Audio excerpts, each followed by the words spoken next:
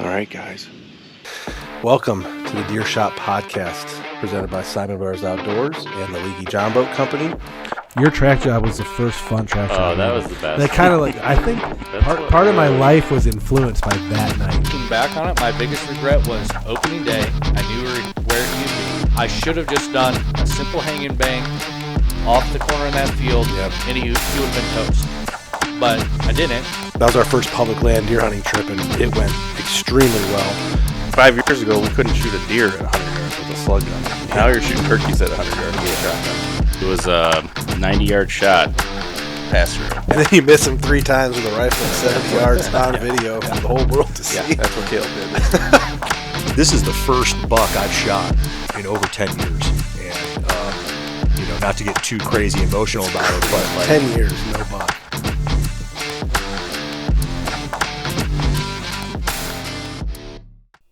All right, guys. Deer Shot Podcast, episode 61. It is September 21st. We are 1 week away from the Ohio opener. Exactly 1 week. Things are heating up around here. We're excited. Things are heating up. Emphasis on the heat. Yeah, it's warm again. We had a big firewood day.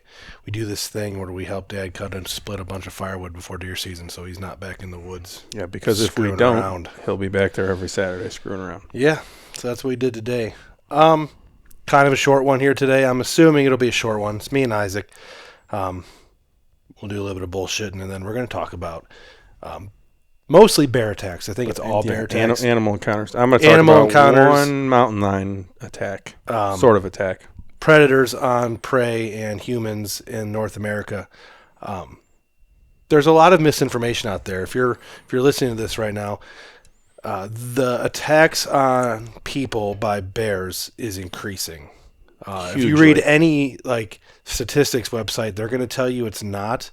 But if you simply just Google search bear attacks on humans, there's going to be a lot more than what the statistical websites will tell you. Everybody says, oh, it's just like shark attacks. Everybody thinks, oh, you're more likely to get struck by lightning or die in a car accident or blah, blah, blah. You are. But if you're in Glacier National Park hiking on the Grinnell Lake Trail today, there is a 10,000 times more likely event that you're going to get eaten by a bear than struck by lightning. So it all depends on relative to what you're doing. And a lot of us spend a lot of time in the woods. We hunt in a lot of places with black bears, and I actually have the number screenshot on my phone. We'll talk about it later. Black bear attacks on humans. They do happen, but there's also about 1 million black bears in the United States, and it doesn't happen very often. So, yes, statistically speaking, you're not going to get attacked by that black bear, especially in the areas we're hunting. The bears and the people where we hunt are used to interacting with each other. This isn't remote Alaska coastal black bears that don't see a lot of people. Yeah, it's like Gatlinburg. Every time you go on vacation, you're going to see these rural West Virginia black bears. They know how to eat trash. They know what a corn feeder is. They interact with people a lot, and they're terrified of humans. Yeah.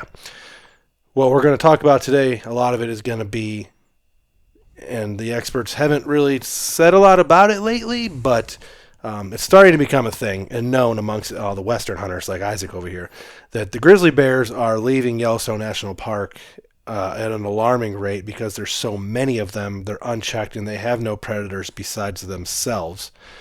And there's a lot more bears outside of the park attacking people than there was 10, 20, 30, 40 years ago. Yeah, and a lot of these bears are migrating down from the north as well. Yep. So that the chain of the Rocky Mountains that goes down from Canada to Yellowstone and through Wyoming and into Colorado. That's the historic grizzly bear range that obviously has been incredibly encroached upon and no longer, places like Colorado, Arizona, they don't have any bears at all anymore, but they used to have a ton of bears back in mountain man trapper times. Northern California had a bunch of bears. Those are all gone, but they are starting to make their way down. There's about 100,000 brown bears in the United States, or in North America, including Alaska and Canada. They say there's only about 1,000 in the continental United States. Yes. I personally think that number is probably a little higher, but I'm not a bear expert. I don't live out west. And even if there is 1,000, that's a lot compared to the amount of area that they roam. Yeah. And all the area that they roam, there's also people there. What's a grizzly bear's home range? 20, 30 square miles? I'm sure it's quite large. Yeah. So, I mean, and the fact that you can go out to one of these national parks and see a grizzly bear quite easily tells me there's a lot. Yeah.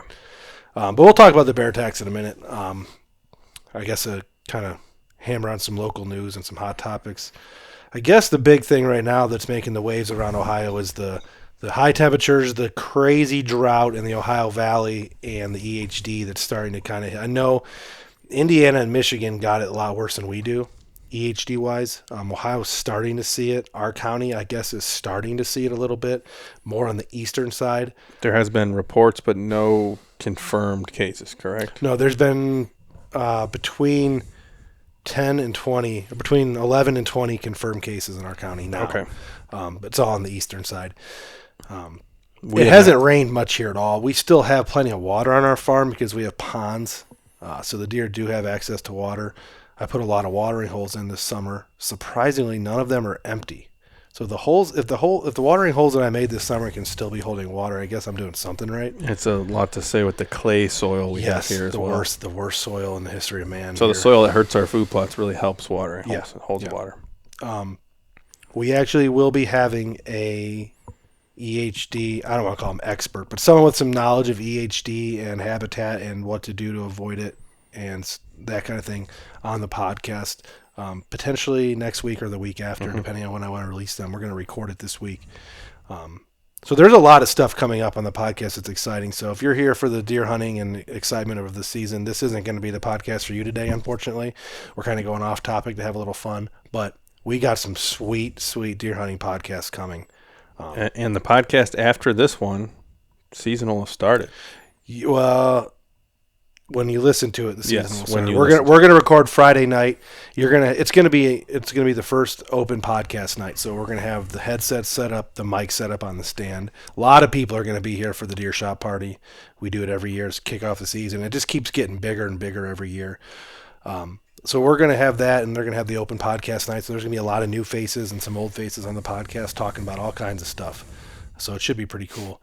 I'm working on a little project for the podcast that will probably air sometime in October, November. I'm lining up some guests. I'm actually trying to get multiple guys on this podcast that have killed world record size 300 plus inch bucks. I want to try to get 4 or 5 guys on this podcast that have shot 300 inch bucks. I got one for sure locked in already, working on a second, 2 more I want to contact. So it's kind of going to be a all-time legendary whitetails type week. Kind of a big project. I might do even multiple in a week, do 2 releases to kind of get them all out there in a quicker time frame. But that's coming down the pike. That's going to be real cool. Like I said, we have the EHD guy coming on to talk about that and what we can do to help our deer and what we're doing wrong and all of that. What else is coming down the pike? We're going to, speaking of non-deer podcast, sometime in the next couple of months, we are going to record a Bigfoot podcast. We've had a lot of interest in it. Personally, and people talking about it. I have a couple different guys who want to come on the podcast and be a part of it. It's something that is kind of fun and relevant, and it'll be a very, very long, in-depth. We used to be pretty big nerds about it. Yeah, Caleb still watches Bigfoot movies. I haven't watched endlessly. it. I haven't watched it in a while. I might go home and nap today and watch it today. By not in a while, he means a couple months. Yeah. I've seen it hundreds of times. But we'll talk about all that later. So That's what's coming down the pike. Today's podcast is about animal attacks on hunters, humans, hikers, and how it's kind of increasing. We're going to read some case studies, some articles, and kind of react to them, give our own personal experiences. I know Isaac has a close encounter with a mountain lion in his life, and I have a couple, not attacks, but a couple really close personal encounters with bears in the woods. So we'll kind of go over that and then talk about how I actually did a bunch of research on how to avoid getting attacked. So at the end, I'll tell you how to avoid getting attacked by a bear. And if you follow that step, there's a very, very, very, if you follow the steps, it's actually proven to be a very, very tiny chance of ever getting attacked by a bear. So, but there is a chance there, and you greatly increase your chances when you're doing these activities, elk hunting. Yep. Yeah, if you're around a carcass, even more so. If you're in an area where grizzly bears are prevalent, even more so. Yeah, that's the thing about out west is you could do everything perfectly and then kill your quarry, mule deer, whitetail, elk, moose, what have you, and all of a sudden now you have done exactly what you're not supposed to do. You've introduced exactly what they want to eat. then you just got to be safe about it. And especially if you're alone, if it's a trophy, if it's going to take you several days to pack that meat out, every time you leave that meat, you're leaving it open for a predator to claim it, basically. Yeah, I mean, especially if you're solo hunting, you kill an elk, you're not getting it all out in one day. No. I mean, depending on how far away from unless you're right next truck to the road or camp or whatever, it's going to take you multiple trips yourself. And at any distance to that, it's going to take multiple days to get that elk for a full-size elk, it's 3, 4, 5, 6, possibly up to 6 trips that you have to take to the truck to get all that meat out, to get 250 pounds of meat out. Yeah. So, obviously, if you're in grizzly country, there's a lot of things that can happen in that period. Yes, and there's a lot of misconceptions about it. A lot of people will say you take the rack out last, you take the meat out first. But then if a grizzly does claim your kill, do you leave the rack or would you rather leave the meat? What's more important to you? What's more ethical? A lot of people say that it's better to take the meat first because that's the ethical thing to do. But then if that were the case, everybody would be out there hunting cow elk and not bulls. So, yeah, I mean, to sit here with a wall of antlers behind us and say that it's not ethical to take out your trophy part of it that's just stupid to me. We're not just meat hunters. I think we eat more wild game than probably anybody, but we're not just meat hunters. When it comes to what I would personally do, I would probably take the rack and the more prime cuts first, at least get them away from the kill site. If I'm going to do any kind of staging or anything like that, that's what I'm going to take first, and then go back for the larger pieces of meat. Yeah. And once a grizzly does claim that, especially if you're archery hunting, you're not going in there to get any. No, there's no point in risking your life and the bear's life. No, yeah. I mean, you got to think about it. Most of these grizzly bears are 10, 15, 20 years old. It's irresponsible to go in there because you want your last 1 or 2 quarters of elk and then have a situation occur where you'll have to kill that bear. Or the bear possibly hurts you. Yeah, and he wasn't doing anything wrong, so you can light us up for that if you want. I don't really care. That's my opinion on the matter. Yeah, I mean, we're allowed to have our opinion. And it's a lot different for the locals too, with pack animals and et cetera, et cetera. Well, just like our conversation we had, the locals don't want you even to be there anyway. So that's true. So you got a case study to read first?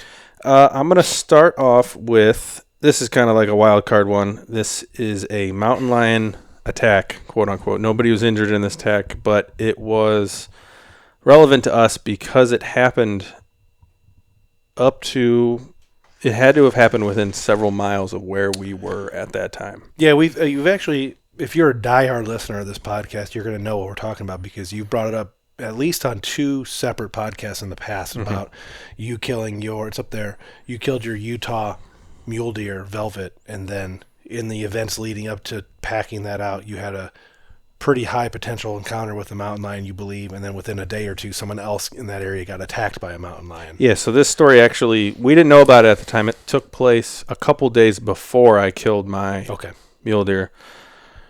I'll leave the county out, but a unnamed county in Utah, a woman was bow hunting, first day of the bow season, and she was walking down a trail, walking past a bush, and a mountain lion actually, according to her, reached out and swatted at her leg, knocked her over. And then she has video, and there was video like on news networks and stuff. She has cell phone video of this mountain lion acting super aggressive towards her. She actually had to hit it with her trekking pole to get it like away from her. And then fast forward a few days, I shoot this mule deer up in the backcountry of Utah, blah, blah, blah. Me and Dylan and Matt. So Matt's kind of overwatching while me and Dylan are, getting our hands dirty, quartering this deer out. And he sees eyeballs and what he says was a cougar or mountain lion. He couldn't tell 100% because it was just beyond. I mean, what else could it have been? A wolf? Yeah, I don't know. He said the way that the eyes glowed when he shined his flashlight on, and the way that they walked off sideways, staring at him the whole time. Yeah, it was his head. Two eyes staring at him the whole time. No bounding, nothing like that. Completely silent. Me and Dylan looked up and saw the eyes just go over the ridge as Matt was telling us about this too. We weren't sure if we were going to be loud, be quiet. We didn't know what we were. I love these stories because it's one of those could have been a Doberman pinscher, but we love the fact. I mean, for us, it's a mountain lion. Yeah, and we'd never been in the area before. We didn't really know anything about the area. We didn't know that there was mountain lions. But then when we got back to town, our buddy that lives in the area sent us this article from a couple days before of some lady getting, quote unquote, attacked by a mountain lion. I bet the fact that there was 3 full grown ass men up on that mountain, the lion reacted differently than a woman walking down a trail. Yes. You know, I mean, Matt's a big dude. You're a big dude. Dylan's a little guy, but that's imposing for a cat to take on 3 full-grown adult males. I would as opposed to a woman hiking. You know, Yeah, I would imagine he was just coming to investigate the kill. right? Or Smell sense or it. yeah. You know, he's probably not used to having lights at 10,000 feet. Yeah, by the time this happened, it was probably 5 or 6 hours after the kill. You Yeah. know, blood, everything Right, sent right. in the area. So that was pretty cool. And there's a cool picture of your game bags with the meat hanging Yeah. from the tree. Yeah, So that the scent was wafting for sure. that was definitely cool. And they even named this certain valley this happened in, and that valley's literally a mile from where we were. Yeah, so I would assume it was the same cat, or, you know, it's funny, like it's like a cat pawing its arm underneath the door to like swat it. They like swatted at her. And the weird thing about Utah, PETA people definitely don't like this, but they completely took mountain lions off of any regulated game. So it's like a coyote around here. You just whack You one. can shoot it with whatever, whenever, wherever. Utah is kind of different, but that's interesting. Is there a lot of them there? I guess there is. I We've mean, never if seen you one. if you would, I mean, you saw one. Well, yeah. If you would take, you know, if you have that kind of regulation and what's the word I'm looking for, leeway and I don't even know what the word would be, where there's no Yes. quota or anything. Yeah, but- so if the DNR to do that, they would have had to have yeah. either enough instances where the farmers and stuff didn't appreciate what You they said were there's a doing. lot of sheep up in the hills Yeah, there. yeah, I'm sure they destroy that. probably. You know, And that is the only major predator in the area. There's no bears in this Yeah. area we were in. Definitely no grizzly bears. Wolves? Nothing like that. No wolves. no wolves, coyotes. Coyotes, yeah. We hear and see coyotes all the time. But Do you remember a couple years back, maybe 2 years ago, maybe it was even just last year, there was a video of that guy trying to, I think it was in Utah as well, maybe Colorado. He was trying to like go down this trail and this mountain lion was Yeah, just he was following hiking him. or running. Just following him like 10 feet away, and he kept shooting at the ground in front Mm-hmm. of it. And that cat was acting real aggressive as well, staying low, making eye contact. He ended up being okay. But that video was kind of shocking too. I seen when me and my wife were in, which park was it? I think it was Bryce Canyon. When we were in Bryce Canyon National Park, we found a mountain lion print on the trail. But so was that in California? No, Or is that it's, Utah? that's Montana. Bryce Canyon's in Montana? Well, actually, I think no, it might be in, Arizona, something like that. Deserty, isn't it? yeah, kind of.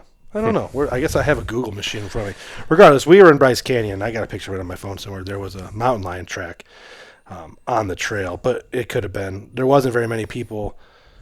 Utah. It's in Utah. There wasn't that many people on the trail in that period of time. We were there in October. It was cold. So probably just south of where we were hunting, I would Yeah. imagine. there's another video. I'll stay just real quick. We'll just stay right here on these like little social media videos. I've seen one pop up a few times on Instagram scrolling where that family's walking down a trail. I'm assuming it's in Montana. It'd have to be Montana. Whole family, wife and dad, you know, mom and dad, 2 kids. They got backpacks on. They're on like a day hike somewhere in Montana, and there's grizzly bears just walking the trail behind them, like You're maybe just kinda following them? Yeah, like 100 feet behind them, and there's different clips in the video where they go up around the trail and they look back and film, and the bears just come, he's just lumbering along And behind them. yeah, they don't know what to do. That would be ominous to me. You know, it would be different if it was like me and you hunting. I would just go. We'd just probably go confront the bear, be loud. Yeah, shoot Get our the- sidearms. Yeah, and stuff. get the fuck out of here. I can't imagine it. But if you're with your little kids, and that's part of what we're going to talk about at the end. Unattended children is a big reason why some of these attacks happen. You know, the bears they don't know. To them, a small human being's food. So that's a big part of it. So yeah, if I was walking with my family, which I mean, I plan on being out there with my family in the future. you have to be careful. Yeah, I mean, could you imagine having 2 little kids walking down the trail and a grizzly bear following you? I mean, Yeah, you're going to especially- lose that battle. Yeah, especially if you don't have a weapon or anything, you are pretty much at its mercy. If it decides it wants to attack you guys, you're so screwed. Perfect segue. I got an article to read. So the National Park Service says, please use bear spray. Walk with bear spray. Bear spray is effective. Firearms are not. JacobPaulson.com did a study on that. They wanted to see what was going on. And they concluded that it was terrible, terrible advice. So Yeah, I quote, in 2018, Dean Weingarten published a comprehensive study about the effectiveness of handguns against bear attacks. In that article, in 2018, he pulled on data pool of 37 bear attacks in which a firearm was deployed. In 2021 and again in 2022, he published an update to his research, having now expanded his data pool to 123 total incidents. His report, I don't even know what that word is, flies. His report flies in the face of conventional wisdom and the popularly held belief that handguns are ineffective against bears. It turns out that isn't the case. Dean found that 98% of the time that a handgun is Sorry, this is very hard to read. Turns out that isn't the case. Dean found that 98% of the time the handgun is effective as defined by situations in which after the pistol or handgun was fired, did the bear stop the attack, leave the attack, or was killed.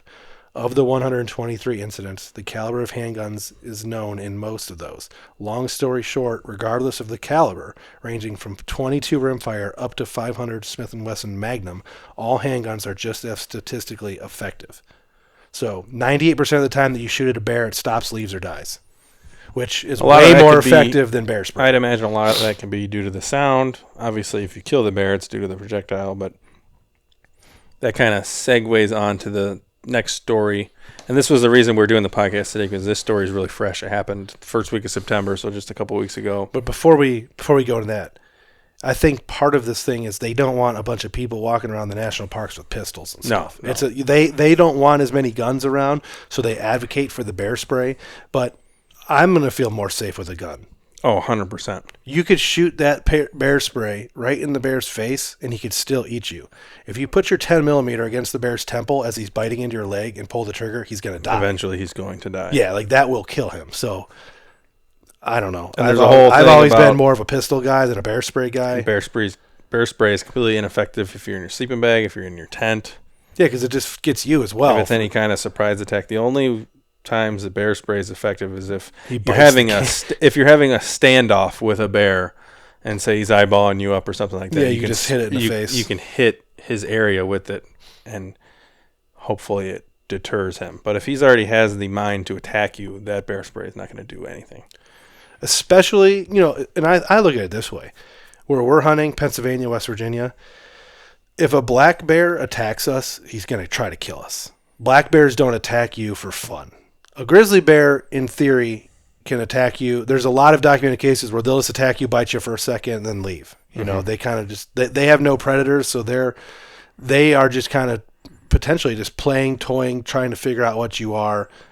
All that stuff's in play. And if a black bear tries to attack you, you are his predator, and he's trying to kill you or eat you, or if you get him cornered or something like that. Yeah. Actually, but if you corner a groundhog, it's going to attack you. It's the same kind. I've been bit by groundhogs. Yep. Corner a snapping turtle and see what happens. You know what I mean? There's kind of like a little bonus thing about the black bears. I didn't read a lot of there was no article on it, but it's just a Instagram story last week. Micah Morgan got attacked by a black bear in his yard. So he had a problem bear that was getting through his trash and blah, blah, blah, making a mess. He was cleaning up the trash in his yard, went up to his woods. He was like pulling trash out of a bush, and the bear was under the bush and pretty much just ran him over, getting away. And he had like scratch on his arm. He had puncture marks on his chest from the bear like running him over. So it's weird. It's funny because... And this happened just last week. It's funny because a lot of people assume... For one, people don't realize how small bears are. Especially black bears. Well, so your average non-hunter or your average hunter in a place where there isn't bears, they think bears are just these huge things as big as a couch that are just lumbered around the woods. Black bears, you're saying? Yeah, even the black bears, because grizzly bears are that big. But so people think, oh, black bear is bigger than 300-400 pound black bear is huge, right? And it is. But these bears can get in some spaces. Mm-hmm. These bears can hide in things that a stand of cattails or a small depression in the ground, a small rock crevice. A bear could easily be in there, especially a 100-pound bear, 150-pound bear. They can get into some really small spaces, especially in West Virginia. I'm always leery when I'm with Gore and we're in West Virginia. There's some places where we walk where it's rock cliffs and there's deep cutouts and holes. And the time of year that we're down there a lot, either spring turkey or fall deer, the bears are getting into or getting out of hibernation. Yeah, they don't truly hibernate, but they kind of den up and don't do anything for a couple months. And we're always at the time where one of these times we're going to stick our head in a hole. Be There's face to gonna- face with There's one. going to be a bear in there for sure. But all right, so the case that brought this up happened a couple weeks ago, maybe even last week. A group of 20-some-year-olds, I think 19 and 20, they were younger kids, were hunting outside a Yellowstone area in Idaho. And out of nowhere, these two kids were bow hunting. Bear was on top of them. They don't know if they just came up on him, or spooked him, or what they did. But this bear jumped out of nowhere, jumped on the one kid, 19, 20-year-old kid, and he was actually able to get a shot off at this bear while it was on top of him. He was uninjured. Then the bear jumped onto his buddy and started mawing his buddy. And it took 24 rounds from their 2 pistols in order to kill this bear. jeez. And the only injuries that came out was the one buddy's arm was kind of shredded a little bit, but no life-threatening injuries. Jeez. You know, it's interesting, not to be morbid, but we can be morbid. It's another, you know, you think about getting shot with a pistol. How many people have you seen that have been shot by pistols, chest, belly, even in the head, that are like still alive when we get there? So, you know, as first responders, we respond, it's been 5-10 minutes. People still alive, took multiple bullets in places. As gruesome as it may sound, because we see this in our job, a shot from a handgun is not what you would expect from the movies. I've seen someone that was shot 18 times, and we couldn't find half the wounds because they literally just looked like someone took a pencil and poked their arm, stomach, chest, head, whatever. It's like a little burnt mark around a pencil. Like, that's what you see. Especially small caliber bullets. You know, I've been on multiple shootings where people have been shot in the head or the neck that you literally don't find the bullet hole until you put your fingers on it and like, oh, they got a little bit of dried blood on their neck, and then you go. No, it's a bullet. Right. You start moving around, and then you can find a hole, and you're like, wait a minute. So now translate that to a bear with its thick hide. Yeah. And you know, the fact that it's 200-300 pounds of pure muscle. Well, this was a. They don't die, you don't shoot them; they just don't fall over dead. This was an estimated 20-year-old, 530-pound grizzly that they were. Yeah. So that's a bear. You know, that was a female or a male. I think it was a male. So he's almost on the downslope of life. Probably had bad teeth. A lot of these, you know, a lot of studies will find that these bears have like bad teeth or a bad paw, which makes hunting and foraging difficult. So the article does not say what it was. 20 years old and 500 pounds. That's for a 20-year-old bear. I feel like that might be a little on the smaller side. But these lower 48 grizzlies aren't as big as the Alaskan grizzly. So it's still a very big bear. This is a quote from the kid that was attacked. It was lifting me off the ground and then slamming me back on the ground.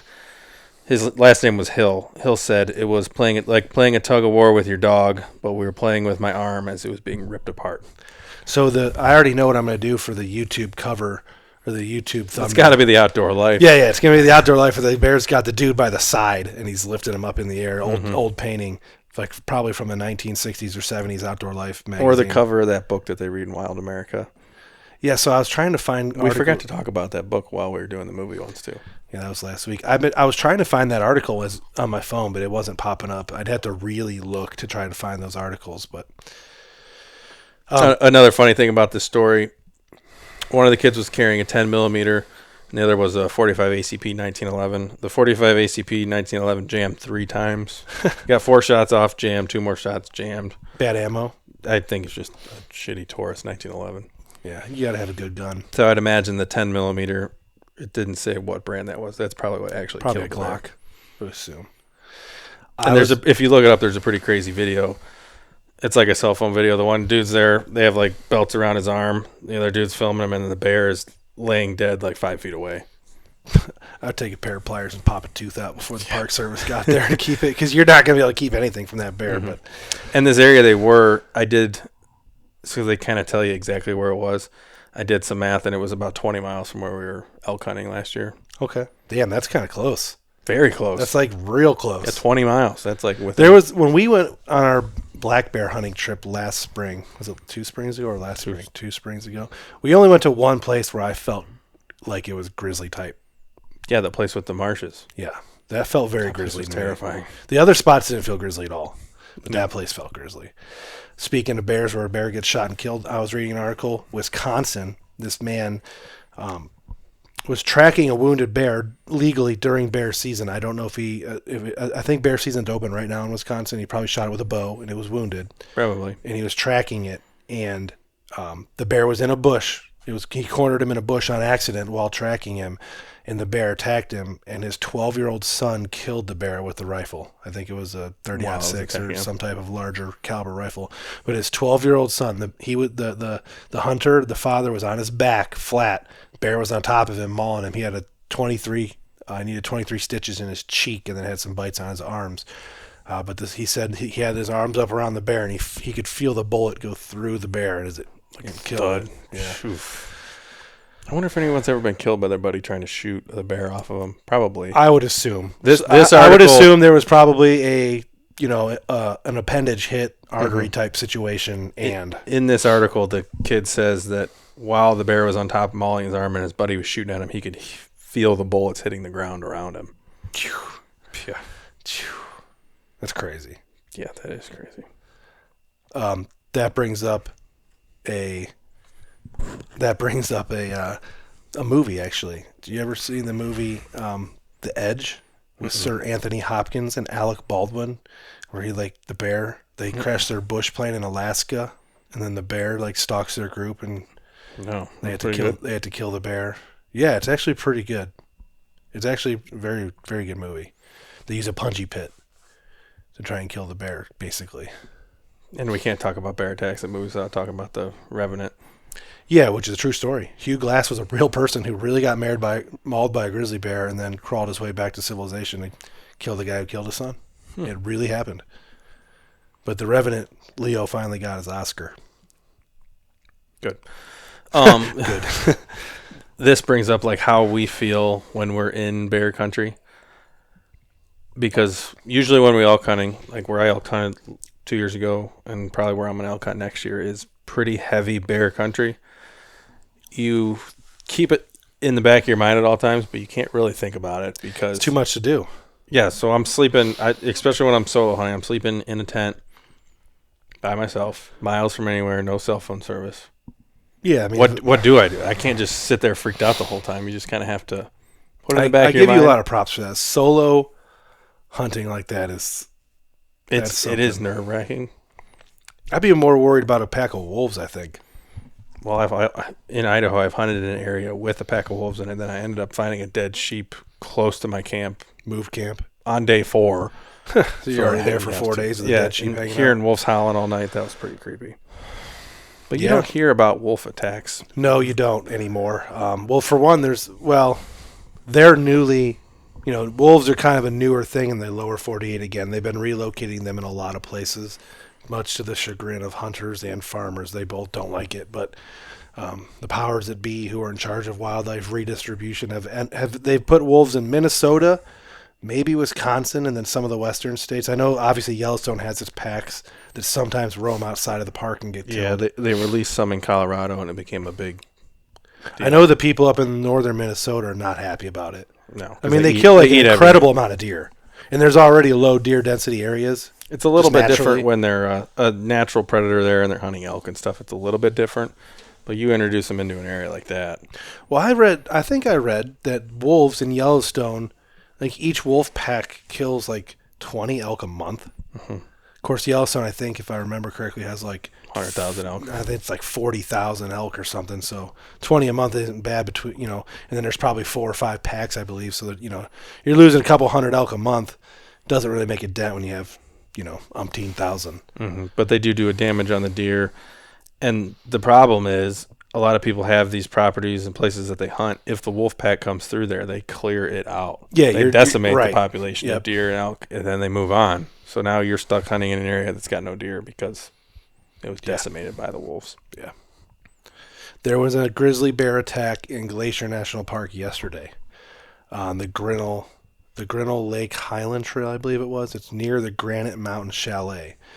And if you're any type of wilderness historian, then you would know that the Granite Mountain Chalet is where the very first national park bear attacks happened in, I think, 1951 or maybe 1960 something. It was pre-1970. Same night, 2 different women in 2 different places in the park were killed by grizzly bears. I think we've talked about this in the past. A little bit. there was a crazy lightning storm that night. They don't know if that attributes to anything. There wasn't a lot of actual rain, but there was an incredible lightning storm across the sky, and a woman got killed at the Granite Mountain Chalet by a bear. There was too many people at the chalet hiking that night, so they had to go to an overflow camp down by the lake, and back then they fed all the trash to the bears. They just threw all the trash out back behind the Granite Mountain Chalet, and it attracted an incredible amount of bears. And a big female bear, I think this one had bad teeth, came in and ripped her out of her sleeping bag. Everyone else climbed a tree but her. She got ripped out of her sleeping bag and killed. And then there was another woman 9 miles away from there. Same thing basically happened. The bear came. The couple was sleeping outside of where they were supposed to be because of overflow, I believe. I might have my data not quite accurate, but she got her sleeping bag taken away. So her and her sleeping bag, bear took them into the brush. The people there had no way of, going to render any assistance. Eventually, park rangers got up there with helicopters and stuff. There's a cool story. The rescue chopper pilot was flying at night without lights on his helicopter, just using his instruments and the lightning to navigate the mountains. Jeez. So he knew that if he, based on his instruments, if I fly 2 miles in this direction, or, if I fly in this direction at this speed, I'm going to go 0.5 miles and I have to turn because there's a fucking mountain there that I'm going to crash into. So he got people in and out with a helicopter in the dark without radar, without electronics. Yes, 60 This years is ago. MASH level helicopters, Wow. So that's a pretty cool story. But someone was attacked in that area yesterday. He lived. Wounds to his arms. He was able to walk out, get to the Granite Mountain Chalet, and make it to a hospital. They believe there's that trail closes often for carcasses. When I was up in Yellowstone, or when I was up in Glacier, it was closed because of there was some carcasses. trails closed when we were there as well because of bears in the area and bears disturbing people's camps and blah, blah, blah. I have a coworker right now, Mike, and his wife his fiance are in Glacier actually at this time. So don't get eaten by a bear, Mike. Yeah, hopefully I don't get attacked. You said you had some tips and tricks. Well, we kind of covered the one, but pistol over bear spray. So anywhere you legally can. So what's the national park stance on that? Obviously, I don't think you're allowed to take pistols. Well, in the it's interesting you national park, say that because I did a lot of research. but no one's gonna be mad if you're fending off a bear with a gun. Well, I did a lot of research before we went out, and it's only the buildings you can't carry them. You are allowed to carry pistols. Okay, that makes sense. And I open carried my Glock 20 the whole time I was there. Yeah, I don't think people are gonna say anything. No. So if I had my backpack, it was on my backpack. Sorry, if I had my backpack on, I had my Glock 20. Obviously, when we're in the little towns and shit, I didn't have it. Yeah.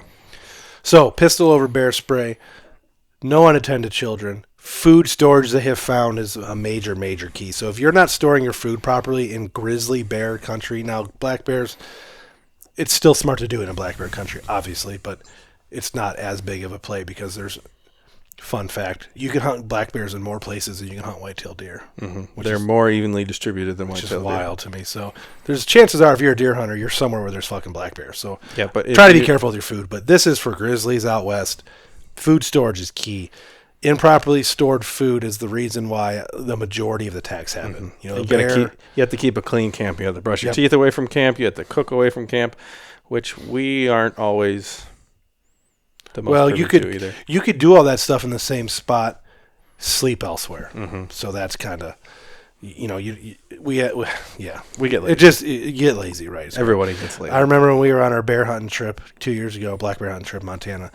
We hung our food for like 3 days. And then days 4 through 12, we just walked it away from camp. Threw it out there 100 yards from camp on the ground. And then we were doing anything to have a bear show up. Yeah. At that point. The last couple of days, you left all your snacks in your pack right next to your head when you're sleeping. You're like, I don't care. Yeah, we were so ready to die just from what kind of trip experience it was. But and then dogs. So this is more of a thing in black bear country, but it's also relevant to the grizzlies.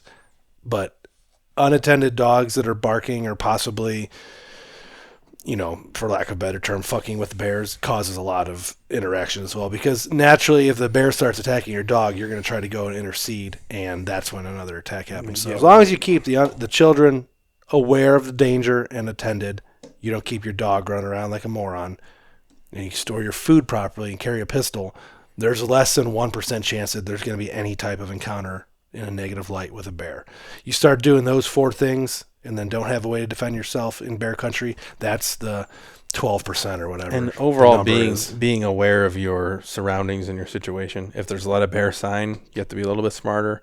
I just saw, it was like an Instagram reel or something, older couple walking out on their porch, locking the door behind them, and there's it's a color-faced black bear 5 feet away staring at them on their porch, and they just lock their door and walk right past it. Didn't even notice it. So be aware of your surroundings. I've seen this for Instagram reel. Instagram reels can be a lot of fun, by the way. I see an Instagram reel the other day. This lady, I don't know the context. So it seems like maybe she was like either taking a nap or just like taking a break on a hike, or maybe she was just drunk as fuck and like Pigeon Forge. But she's like sitting down against a fence, like kind of in town somewhere, like either passed out, sleeping, or resting. And she had like some food in a to-go box by her or something, and this black bear walked right up, just grabbed the to-go box, and then she woke up as it was like right here, and it just like walked away with it. She just stayed there and then like got up and walked away. But that bear was like inches from her face. But in those places, Pigeon Forge, Gatlinburg, the bears are very used to They're humans. just like the deer around here. They get fed by tourists constantly, which is not good, but it's just a reality. So there's not very many attacks there. You don't hear about bad attacks either. New Jersey, you don't hear about any attacks in New Jersey. The bears and the people just coexist. And those are the biggest bears in the country.